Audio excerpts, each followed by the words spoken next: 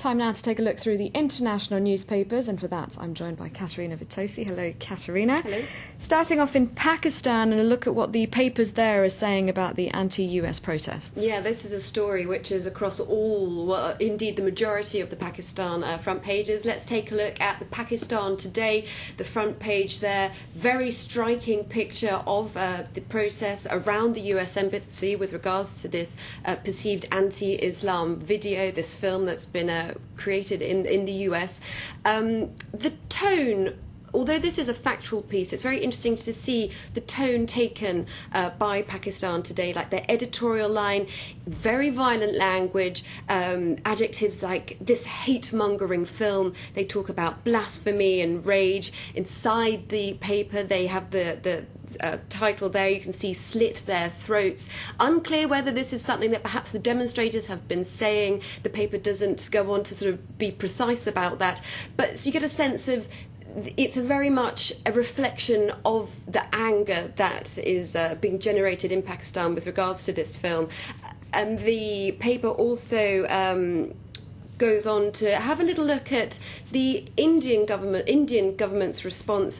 Very interesting to say that they have made it impossible to search for the video of this film online. So if you go onto Google in India, you won't be able to find this film. Google executives have confirmed that they own YouTube. You can't search for it in India. So I thought you would be interested to go and see what the Indian media, how they've been covering the events there. It's a lot more muted. It's very interesting to see, this was such big news, front pages in Pakistan, obviously. Well, they have very strict blasphemy laws, of course, don't they? Absolutely, and there's, and in India, very little, a lot more sort of an editorial comment saying, quell the chaos. Very much, let's sort of keep this, let's tone this down. And in fact, very interesting, the piece there saying how not only is violence against the US embassy unacceptable, this is embassies across the world, but it also somewhat undermines peaceful protests that we've seen that have been having such an impact, during the Arab Spring. Moving on now to coverage of anti-Japan protests in China.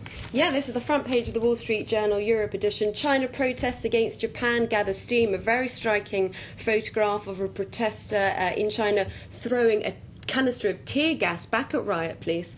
This story obviously making international headlines. Thought it would be interesting to have a look at mainland Chinese press to see how they've been reacting. Beijing News, this is one of the major dailies in mainland China. State-owned, state-controlled, of course. The headline there, divide patriotism from irrationality. This is very much a tone that's been taken through across a lot of the Chinese media, in terms of the state saying we support the reason behind these protests. These are very much these contested islands, the contested versus Japan. These are our islands. You have a right to protest, but just tone back the violence, tone back the rhetoric.